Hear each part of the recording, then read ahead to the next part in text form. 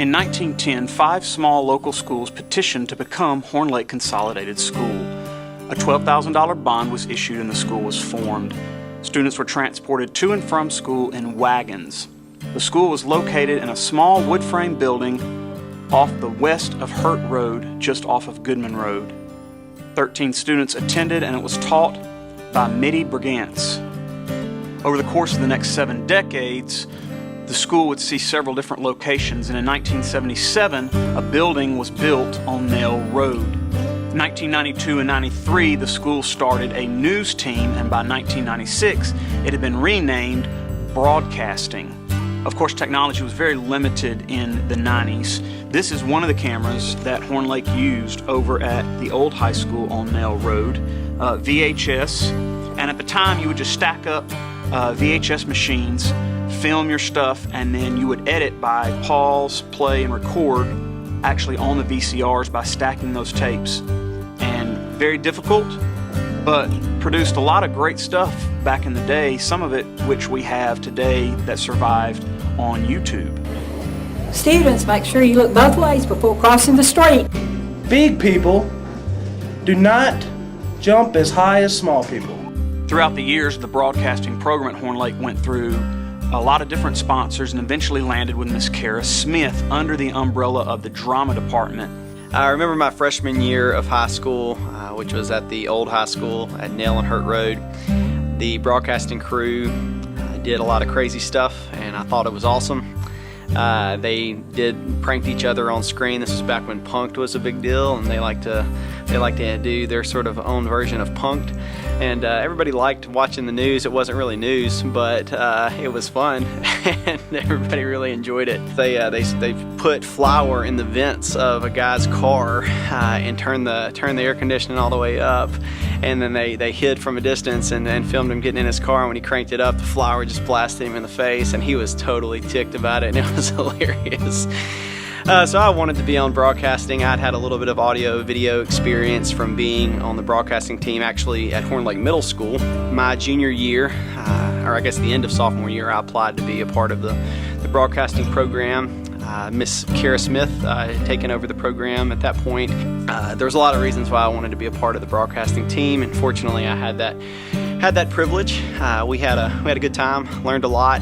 We ended up doing most of our editing on Windows Movie Maker, and we kind of really, because Miss Smith took over the broadcasting program, really sort of rebuilt the program with a more serious format. We still did a lot of fun stuff, but she wanted it to be something that we actually didn't just cut up and just have fun in, although we did, but something that we learned about how to film stuff. We were in 2 different locations at the old high school. My junior year, which would have been the 04-05 school year, we were actually in the theater room, which was an upstairs classroom with not a lot of space. We had a little partition separating off a little editing area. But then the following year, Miss Smith got approval to get a much larger room down in the band hall, and so we had a part of that room for broadcasting as well.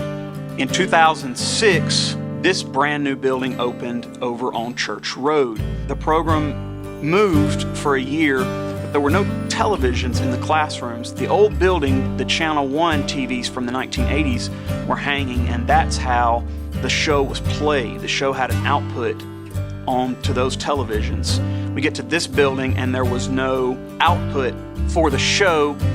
From everything that I am to understand, they had a few locations throughout the building. They would produce a show down in the drama department. In the costume room is where the edit bay was.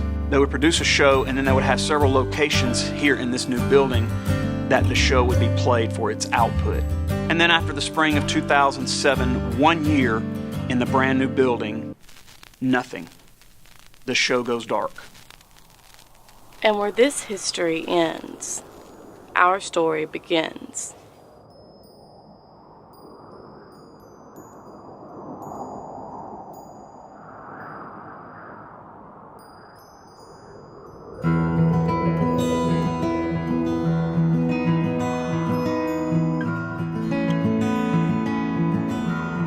I remember watching EVTV for the first time, and it looked so professional and like put together, and I was just like, wow, like, I mean, that looks really good.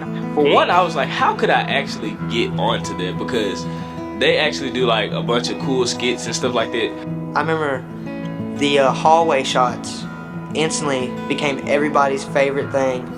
The first time I ever watched EVTV, I think I was actually in the 8th grade because I was on the high school website for some odd reason, I don't know. And I thought that was cool, that was something I want to do. And it was funny because I'm really quiet. First time I ever saw Eagle Vision, I looked on TV, I saw that they did fun stuff, and I was like, one day I wish I could be on there.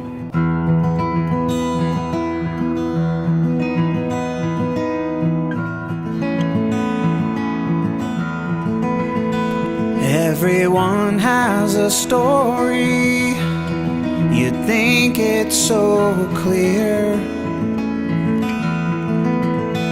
yet examine it closer, you may find it drear. Just look at the faces, the scars and the tears. And now I know, yes, now I know it's you.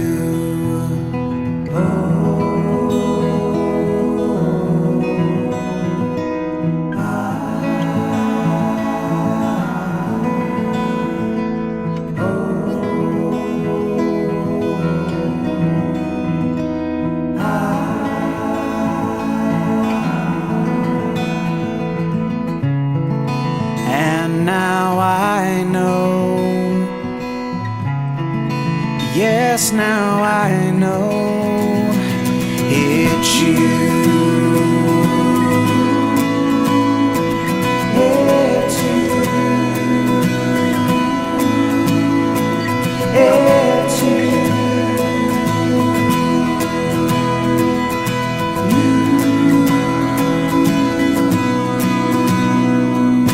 Turn the next chapter and see what you see. I'll be there right beside you at your beckoning plea.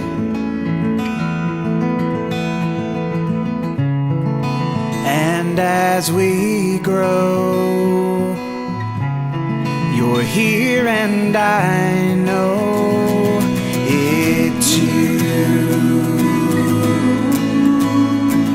It's you. It's you.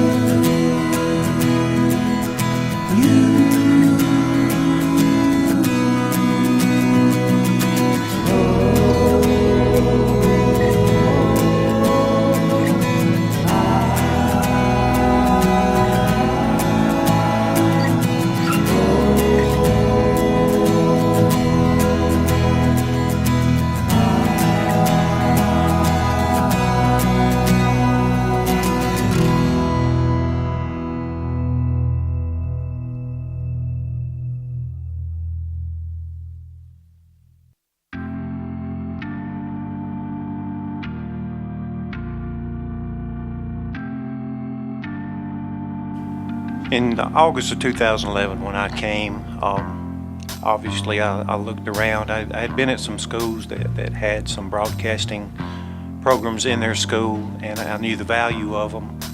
I was looking for a way to, rather than get on the intercom system and just announce for 10 minutes, the information that students needed to know on a daily basis. I was looking for an avenue that we could do something a little different. And of course, looking around, we didn't have any TVs in the classrooms. We had a few on some rolling carts and things like that. But luckily, the budget of the school was financially able enough to get us some TVs, as a matter of fact, for each room. I remember being very excited at the prospect of starting the program back up from scratch. We literally came into this building and we did not have anything aside from a few old pieces of equipment that were still on our fixed asset line, none of it was digital, and it didn't make sense to do anything using VHS or anything analog. We wanted to start a fresh platform, digital, and so we had to build everything from the ground up. Well, I remember when they first, I don't know who that was, but somebody came and they were like, hey, we're starting up a broadcasting thing. Would y'all, since the AP kids were the good kids, they were like, y'all get to be first picked to fill out applications. And at first I was like, no, I don't want no part of that, blah, blah, blah. And then it came on the TV in the morning. I was like, oh, I want to be a part of that. I remember releasing a video back in February of 2012, built a website that had one page on it called hornlaketv.com, and put on a promo video, basically a teaser video, just letting students know that something new was coming to Horn Lake in the fall of 2012. By June of 2012, I remember getting the key to the building and began building the studio. ALC at the time was in room E4, and we took everything out of the ALC room, and that's when ALC got relocated to the D Hall, and we took everything out of the room, boards, whiteboards. I remember Coach Thomason was here, and he started painting the room, and we started assembling stuff. We started assembling desks, TVs, lighting, sets, building sets, and getting everything in the room to get it ready for the fall. The first semester in EVTV, after I got my schedule changed, was really hectic. We basically just spent the first 9 weeks of it putting up TVs in all the classrooms we could, and I remember at one point in time we actually had a competition to see the fastest we could put up a TV. I think we have the video of it where we were sitting there, like, all of us trying to figure out like all the pieces to put together and everything. And for the first 9 weeks we just were putting up TVs and trying to actually get anything put online that we could. I don't think many people really actually even knew that we existed. They knew we had TVs, but that was about it. We had to acquire, I think it was 100 televisions and TV mounts, and we had to start putting those TVs in each and every single room. The one good thing was the county had built this building in 2006 with the vision of, hey, we need to pre-wire all of the rooms with coax cable. Then we had to set up a mechanism, a unit to actually hold the information and play the show once we got it filmed and edited and ready to go. So then we entered into the server rooms, and we had to construct an entire rig in that room as well. Then August arrived of 2012, and I think I had maybe one or two students on the roll for the cast of EVTV that fall. I had not been here in the building to do any type of tryouts, and so I really didn't have much of a cast together. We had a few students that the administration had put together for me back in the spring, but I really didn't have a cast assembled, so I had to start working on assembling a few students, and then we started building the templates for the same show that you see today.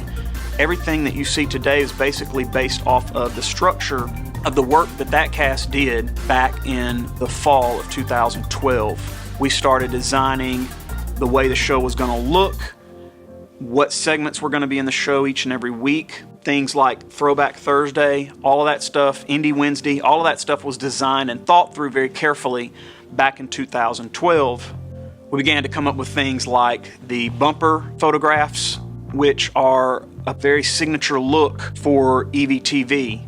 We actually took a cue from Saturday Night Live and some of the graphics that you see. Things like, I think pieces of the show like that set us apart from some of the other schools.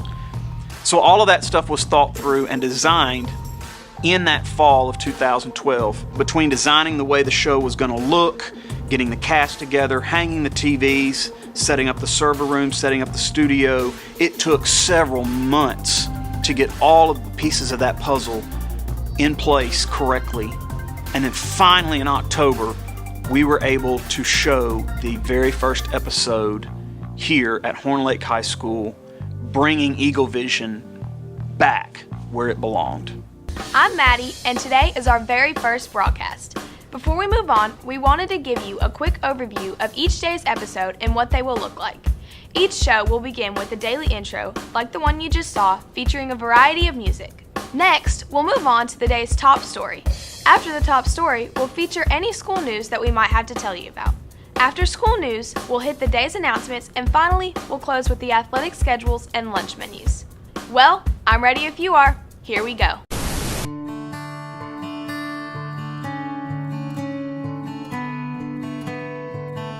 The foundation of the show is, without a doubt, the casts. Cast members typically get chosen by an application process. They apply online and then they submit an online video.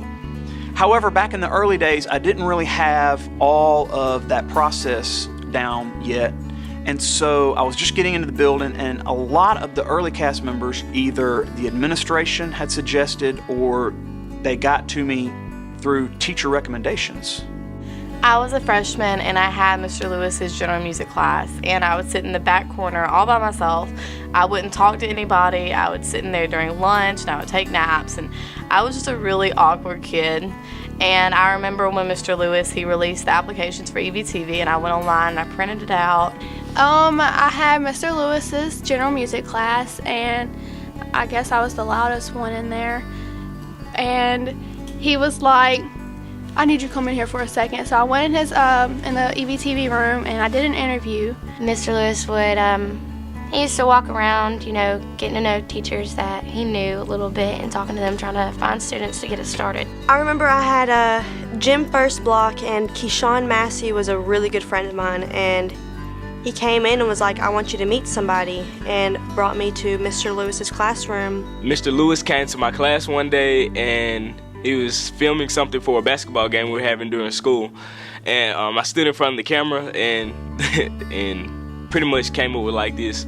It was something off the top of my head. And then after that, he asked me, he was like, so what's your name? And this and that. Then he was like, you got an open spot on your schedule? So I was like, sure. Miss Kara Smith, the old theater teacher, recommended me to Mr. Lewis, and he came up to me and asked me some questions, and after that I was all on board and I stayed on it for almost 2 years. I ended up in the EVTV cast because I was actually in Lewis's music class, and then he actually approached me about it because I was really talking with my friend Sierra like constantly. So he's like, I noticed you're really talkative. I was sitting in the multi-purpose room, and he walks in there and was like, do you want to be on EVTV? I was like, yeah. He's like, what you got right now? I was like, automotive service, something like that, to be working on cars.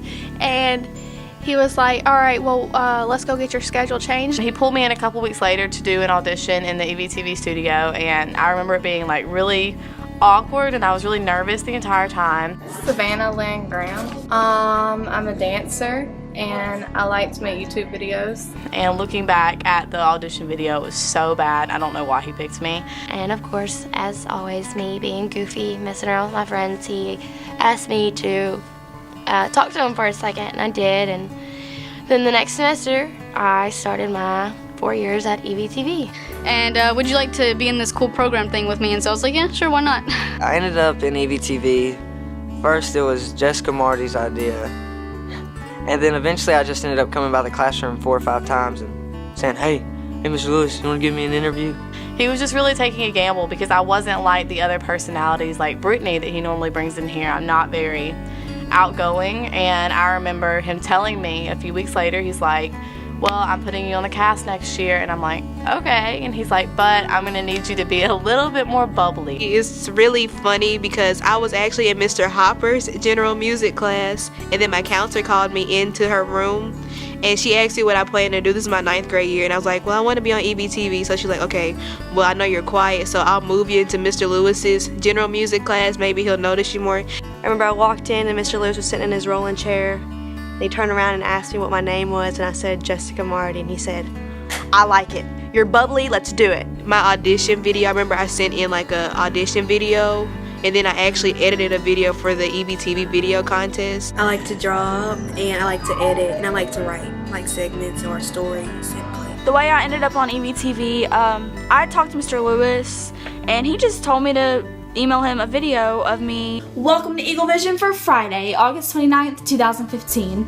I'm Lane, and in today's top story slot, we are going to brush through several stories making headlines this morning. He gave me a paper and it had everything that I needed to say on it and everything I needed to do, where to send the video. So I made the video and I sent it to Mr. Lewis and he emailed me back. He was like, "You're definitely on the cast for next semester." Every cast is different. Every member who comes to EVTV brings a different set of skills with them. Once those 4 or 5 cast members come together as a group, the cast as a whole in a group ends up having different skill sets. You have some casts that are phenomenal at sketch comedy. You might have 2 or 3 different students who are just a natural for that. Then you have some casts who are better technologically. They're better at putting together music videos. You have some casts that are much better at storytelling. You have some casts who are better at writing and anchoring the regular news broadcast. You never really know how all of those tools and how all of those students are going to work out. It's just different from year to year and semester to semester. No 2 members of EVTV or the EVTV cast are ever the same.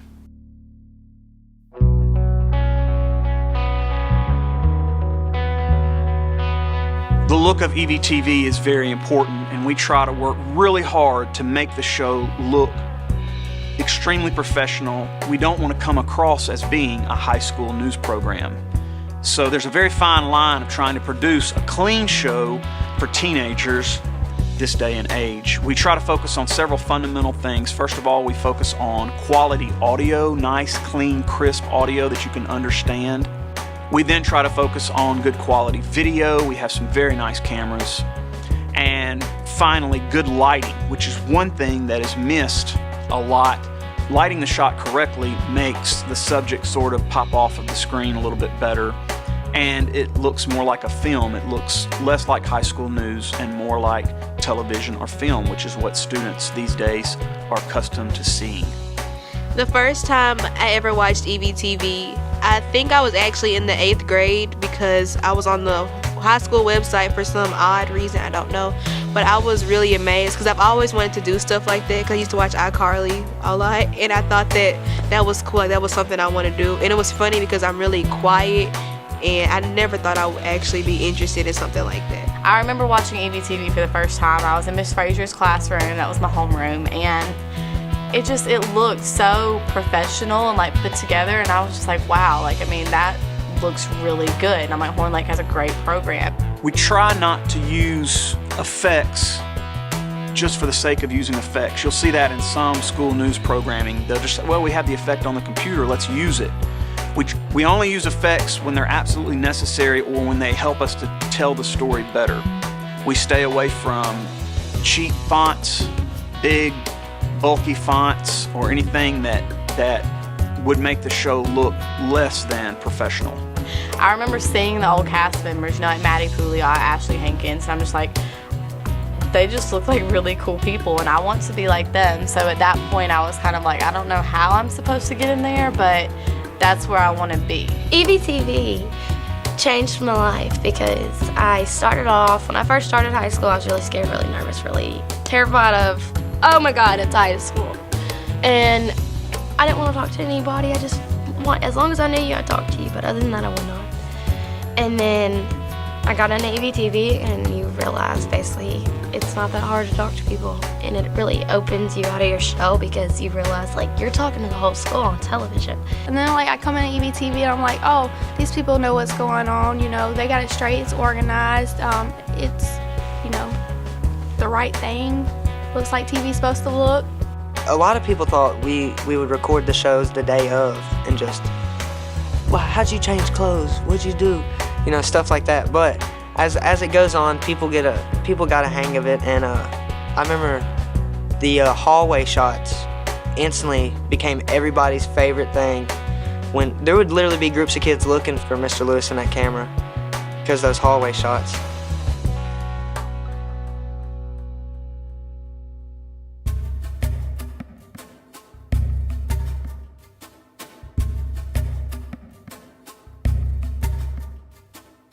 Cast members' first episodes typically don't go terribly well. I think that's just, there's a certain learning curve that a cast member has to overcome in order to become comfortable in front of the camera. My first episode of EVTV was actually online because the first semester that we had the program here at the school, we didn't actually have all the TVs in the rooms and we weren't able to actually create the show the way we do now. The first time I actually anchored the show was right outside the EVTV room in the East Circle, and we did our first show, and I remember at the end of the show I actually break danced. And I think it was for a Happy Friday dance. I think that's what the excuse was. The first time I ever filmed an episode, I'm pretty sure it was the very first Throwback Thursday episode of that year. I got on camera with Lacaria Lambert, and we were actually sitting at this wall right here on stools. I was wearing just the grossest outfit ever. My hair was just ridiculously braided across my forehead. My first episode was probably horrible. Horrible. I probably had to do it over so many times. I bet I always stuttered. The first episode I ever filmed, it was after Haley Butler, and I was too nervous to do it by myself. So I was like, Haley, do this with me. And she did it with me, and she did a lot of the talking, and I know I looked horrible. I was like really nervous. I was like kind of nervous about it, but then at the same time I was like, it's a camera, I'm not talking to people. My first episode was very special to me because it was actually the first episode of the year, and I remember Mr. Lewis gave me my script because we were going to do the show on Monday. So I got my script that Friday so I could have the whole weekend. I remember the first episode I recorded was right outside the hallway of this classroom. I remember what I wore. I remember being really nervous though but it was way easier than I thought it was. But I think the pressure of everybody watching and then having to read off of a script. It was probably very awful because I was really young and I didn't know what I was doing. And I know I wasn't really comfortable on camera, so I was really stiff, and I was just like, I don't know how to do this. I couldn't really even sit still, and I was just like, welcome to Eagle, you know, that nervous. I was kind of nervous. I'd never done anything like that. I was in theater, but never in plays, so it's kind of nerve-wracking, but Mr. Lewis brought me out of my little bubble. I remember doing pretty well for my first time. It was actually harder than I actually thought it was because I had to read off of a sheet of paper that was like in front of me, and I wasn't used to that. So it was kind of like you have to read the words and then you have to not actually look at the camera. So it's more to it than just getting up there and actually just reading. So it feels really awkward when you don't have experience because you're sitting there and you're like, if you watch the other cast members do it and you know they've been in here longer than you have, they like go through it so easy, and you're sitting there like, how? You make it look so easy, but yet it feels so hard, and like your mouth is like rubber and you can't hardly speak, and you're just sitting there like, am I doing this right? Am I going too slow or too fast? It was just really bad, and I can definitely see my improvement, from there to where I am now and just how comfortable I am in front of a camera.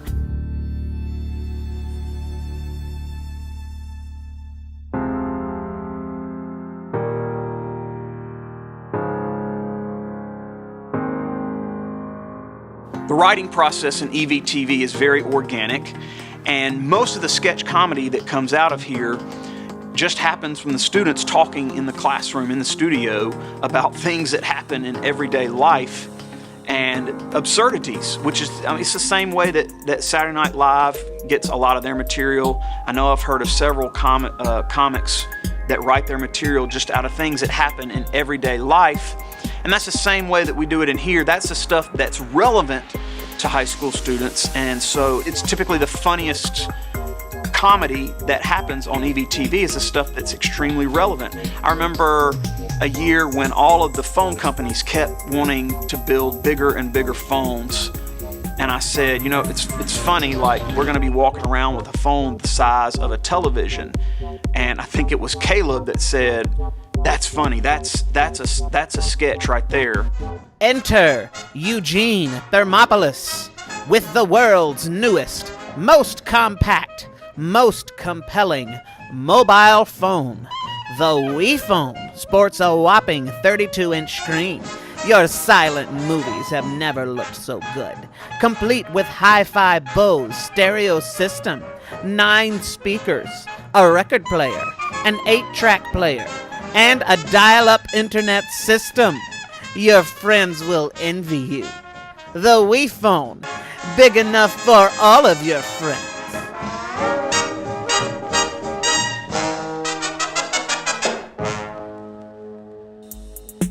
Well, yeah, some of the best things we did actually were just we'd actually be sitting in the room having a real conversation or telling a story about something that happened last night or this morning, and Mr. Lewis would look over and say, "Oh, hey, that'd be a good skit." And at first people were kind of skeptical about it, but the student body actually related to those skits really well. Skits like Failing Love, for example.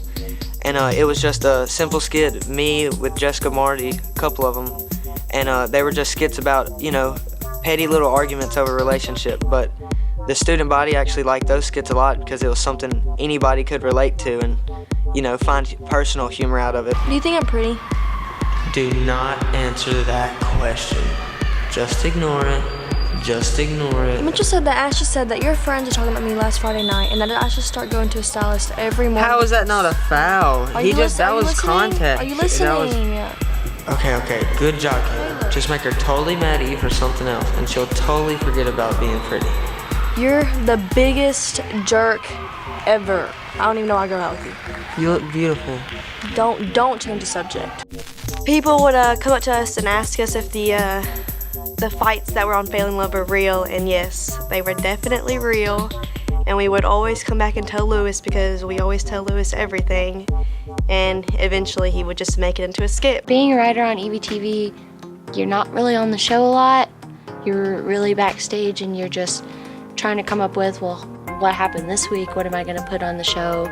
What would high school students like to hear? We have a 14-minute show to produce every single day in Eagle Vision, and that means that we have to have 14 minutes of material that's relevant to the student body, from our news stories to announcements to any kind of skits and music videos we do. Although there are specific cast members that are assigned to write and come up with these stories and skits, it really is a team effort because it's really difficult to find news stories or skit ideas that are not only relevant to student body but also appropriate to show in school, because a lot of times like we'll watch Saturday Night Live or other late night shows like that to come up with ideas for material, but a lot of the stuff they show there is not completely school appropriate. Our main goal as writers for Eagle Vision is to find news and material that we can use that will inform and entertain the students without offending anybody.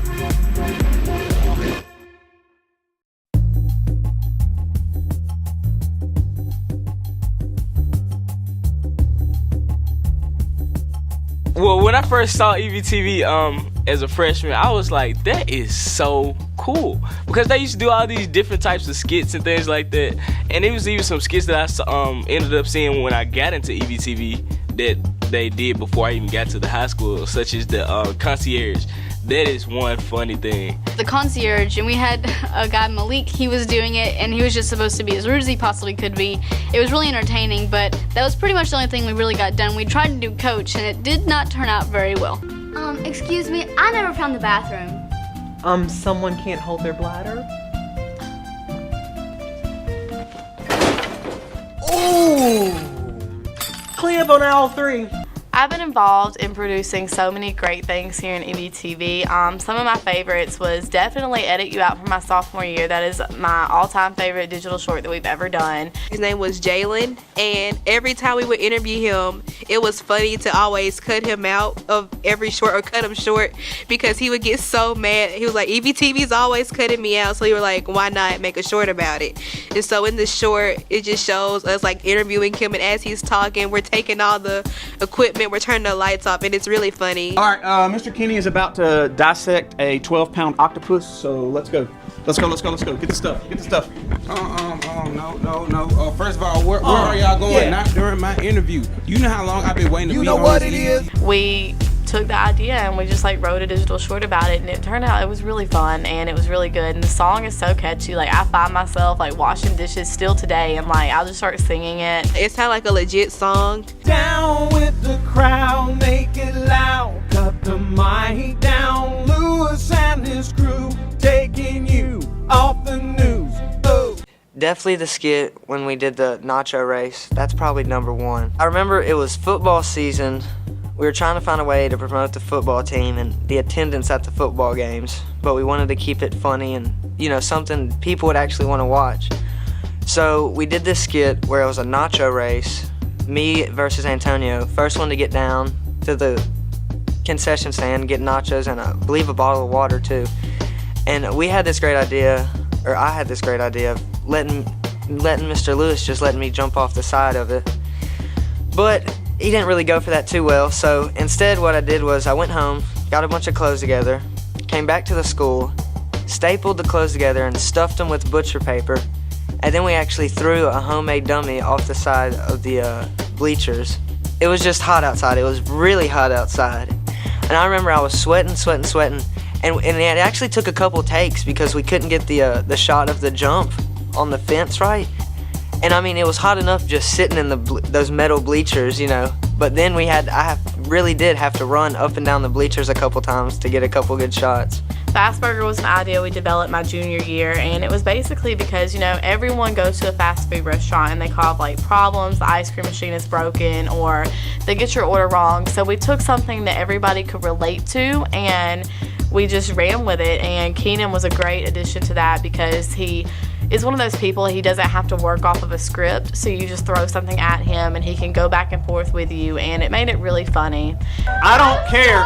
Look, Brittany, I don't care, and if you start to lose it, just hit the floor and we'll pretend you fell. Some characters that I enjoyed were definitely Coach. That was something I was really interested into. I got to wear my little shorts and my mustache and get to tell people what to do. And pretty much you can wild out as much as you want. We got the idea of Coach from Coach Hines on Mad TV, and basically we just like took one of theirs and we recreated it, and then after that we wrote additional ones, and I thought it was really funny because Emerson played the character so well, and I can still like not look at him today without like looking at Coach, because that's what it feels like to me. But it was a really funny skit and I'm really proud of it, and I think we had just really good feedback from the school in general, and I think everybody really liked it. Oh my God. I don't care about what you're eating, I'm talking about my future husband. Is that a lot better than anybody else, or is it just better? Someone take me out of my misery now!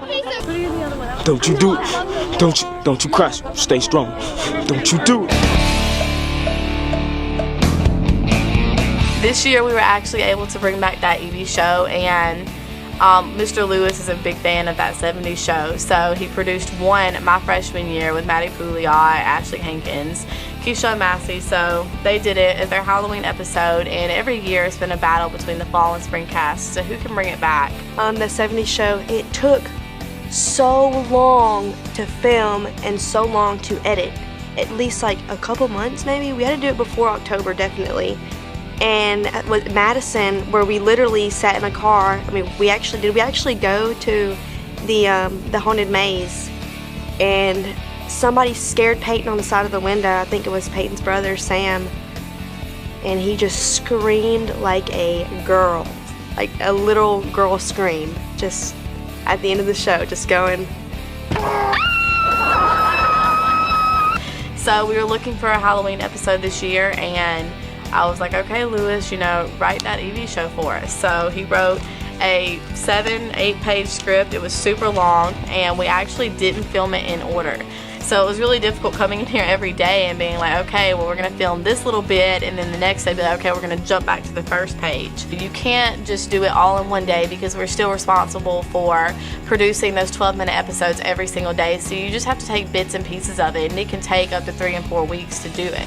So doing the shows, like, you have to basically just take whatever little bit of time you have and, you know, roll with it, and the next day do a little bit more. And it makes it really difficult because small details are so important. Like clothing, we had to bring outfits in here and leave them in here, so every single day we would be consistent with our clothing because the storyline was just one day. So if we come in every single day filming in whatever we're wearing, it's gonna look really weird having like 16 different outfits on camera. It took us forever. I'm talking about, I left one of my favorite jean jackets here for like a month and a half just because I had to keep it because we were filming with the same outfits and everything. But it's a lot of pieces that we had to put together. If you look back at the show, there's actually like a really small detail that you probably didn't pick up on, but it was just a mistake. Brittany came in for homecoming week with her face painted, and then a couple of scenes later, the face paint is gone. So if you watch that, you know, you actually really look at the details, you can see how frustrating and stressful that can be.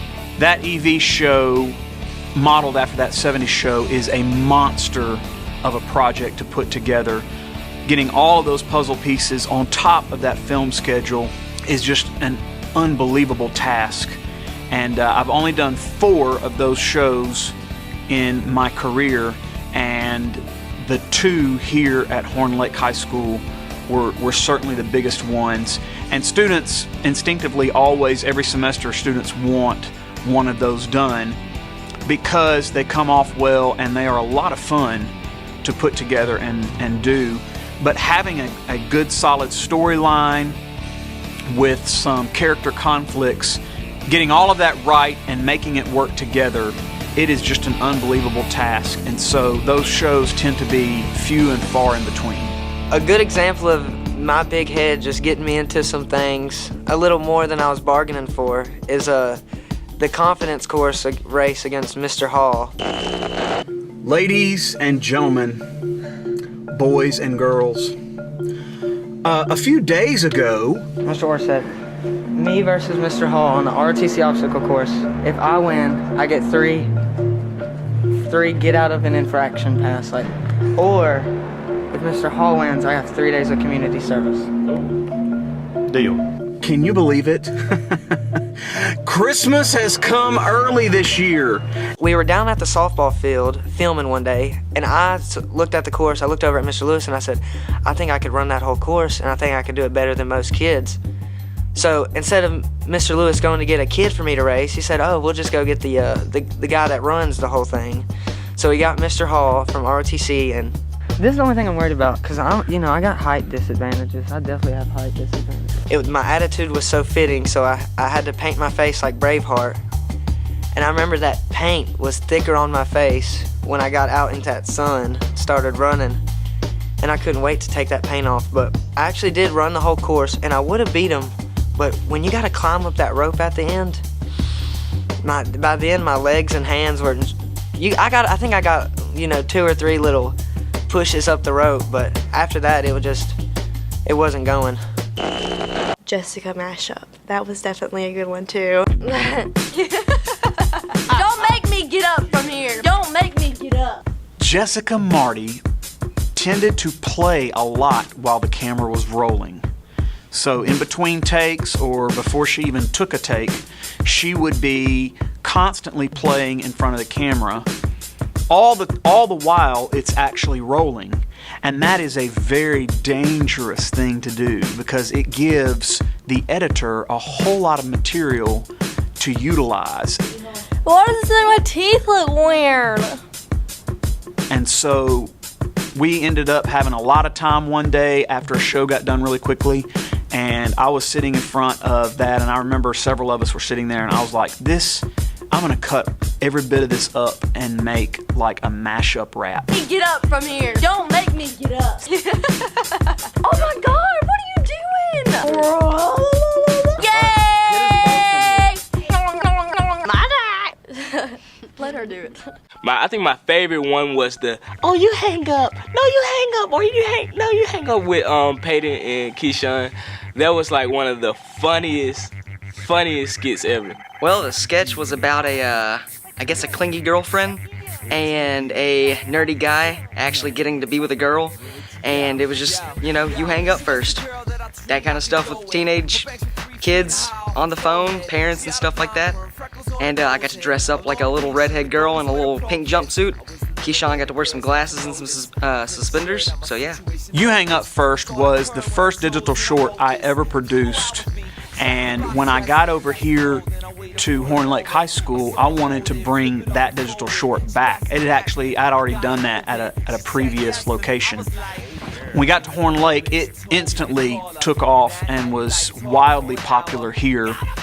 It is a KJ52 song, so I want to be very clear about that. That is not an original idea in any way, shape, or form. However, the storyline is really funny just because it's very relatable to high school students, which is why high school students tend to love that short. And Peyton and Keyshawn did a phenomenal job of pulling that digital short off.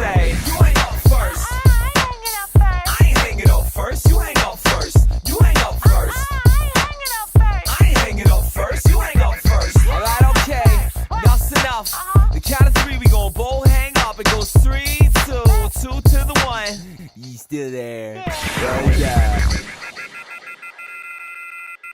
Alexis Urbina convincing us to eat so many weird foods on camera. If anybody knows me, they know me. I don't like healthier foods anyway, and peas I would consider in the healthier foods category.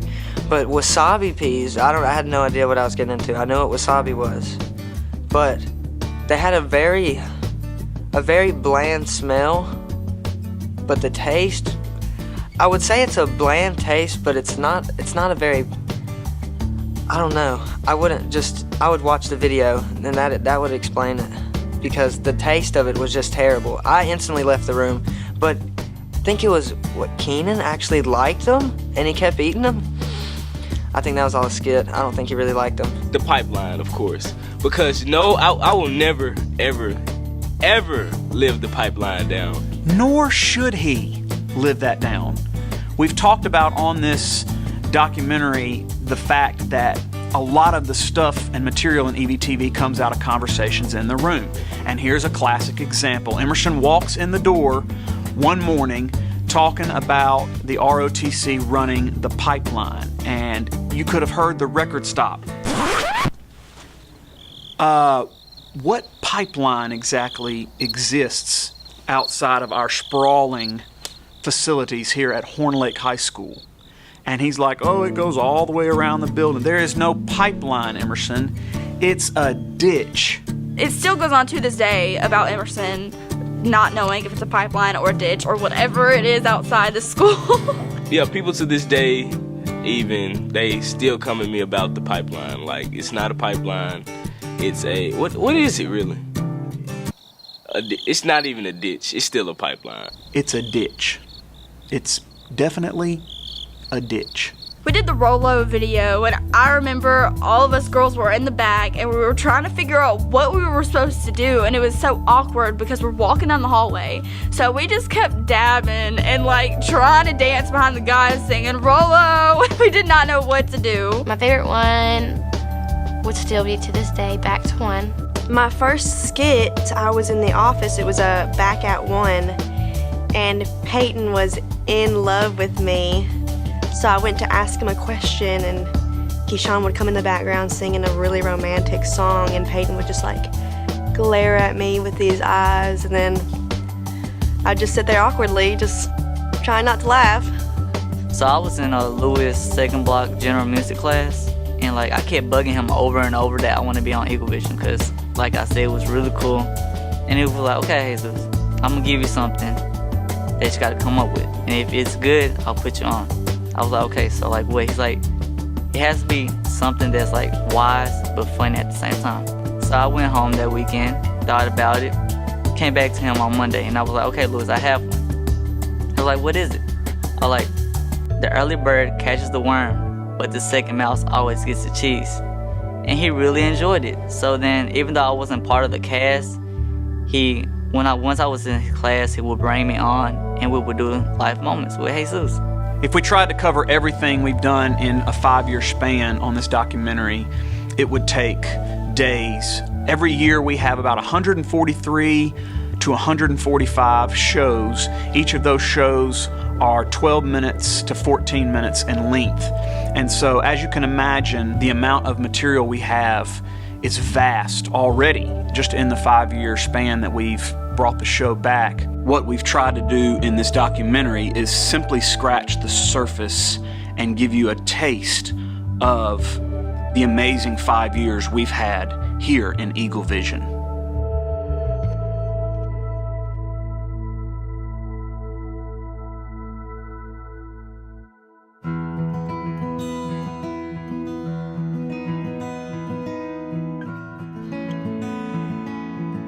There was definitely a point in my high school career in here that I realized that I really didn't want to be in the background anymore, and I had the potential to take over a leadership role, and that was because my sophomore year there were obviously other cast members that took the spotlight because they had more experience than me, but I came in here my junior year and the only repeating cast member with me was Kaylin, and Haley and Brittany were brand new, so I was like, okay, you know, they're obviously going to need just a little bit of a push to come out of their shell. Did it change my high school experience?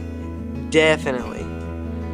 Like, I was a big role in the high school, and then EVTV just came in and just put butter all over my role. In addition to just informational stuff, you know, for the students, I think that the broadcasting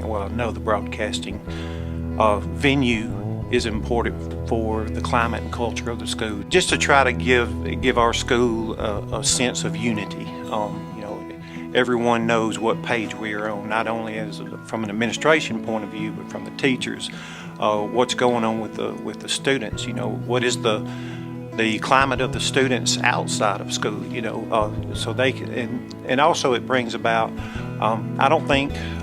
Well, I know a lot of our students don't necessarily sit at home in the evening and watch the evening news. You know, they're obviously doing something else, and it gives them a glimpse of the world, because our broadcasting does some, you know, the bigger picture and then the less bigger picture, and then focuses in on our school, and I think that's important for our students to know. I love revisiting the past. It's entertaining, it's fun to look through the clips and reminisce. However, I dream about the future. When I leave my house each and every morning coming to Horn Lake High School, what gets me totally excited is the possibility of what could happen and what we could come up with today. Coming into EVTV as a freshman on the 5th year is extremely difficult because the past 10 casts have set such a high standard and have raised the bar so extremely high, and to just start from them and just continue is really difficult and scary. With that being said, I'm extremely grateful and excited to help continue with EVTV for the next 3 years and to help the upcoming freshmen get out of their comfort zone and to just continue out the great legacy of EVTV. This program has definitely been a huge milestone in my life, and it has impacted my personality and just me as a person in general. I can't wait to see what happens to the program as it develops and grows further, and I can just say that I'm really proud to have been able to be a part of Eagle Vision. It's you. It's you. It's you.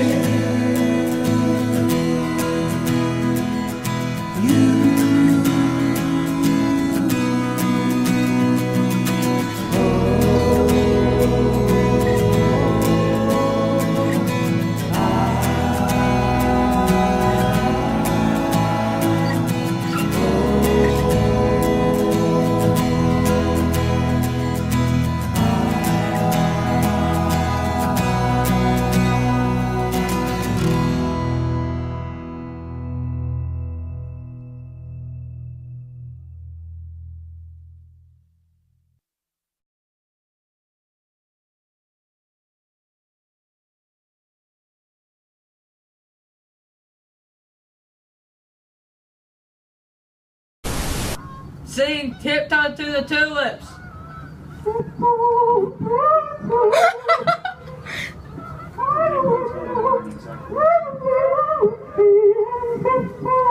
It's not dropped out. All right, that's good. Come on back. There's always a little mustache hanging off on that one. You know what I'm talking about? Or it was just like flapping. I used to think that that Antonio was probably the strangest cast member I had this semester. Alexis Urbina definitely took the cake for the most awkward, strangest cast member I've had at Horn Lake High School. However, Savannah here has been trying my patience lately, and she is definitely working very hard to take the top spot of strangeness and strangest cast member for EVTV. Now, for most of you, this would seem like, oh, that's fine. It's Breast Cancer Awareness Month. That's neat. She just wants to paint the broom. No.